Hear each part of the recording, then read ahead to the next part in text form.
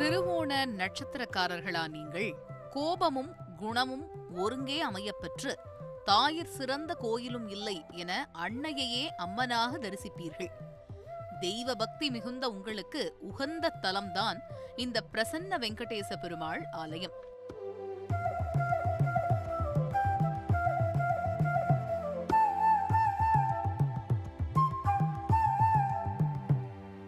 பெருமாள் பக்தரான புண்டரீக முனிவர் முன்னொரு காலத்தில் காஞ்சிக்கு வருகை தந்து பெருமாள் கோயில்களுக்கு யாத்திரை சென்றார்.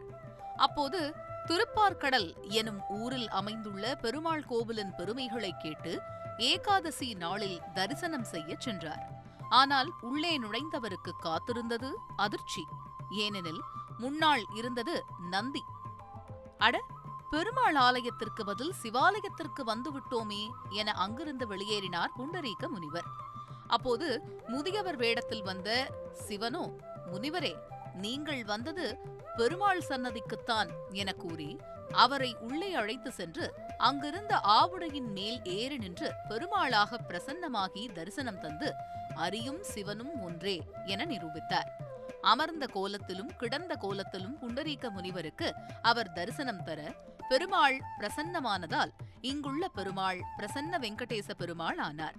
தாயார் அலமேலு மங்கையாகி தரிசனம் தருகிறாள்.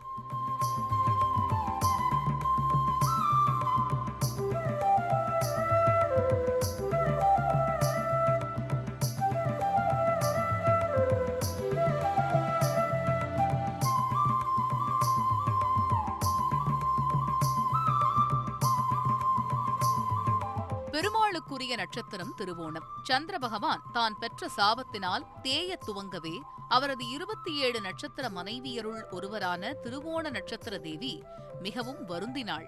உடனே அவள் இத்தலத்தின் பெருமை அறிந்து இங்குள்ள பெருமாளை நோக்கி தவமிருக்க அகமகிழ்ந்த பெருமாள் ஒரு 3ஆம் பிறை நாளில் சந்திரனுக்கு காட்சி தந்து அவரது பாவத்தை போக்கினார்.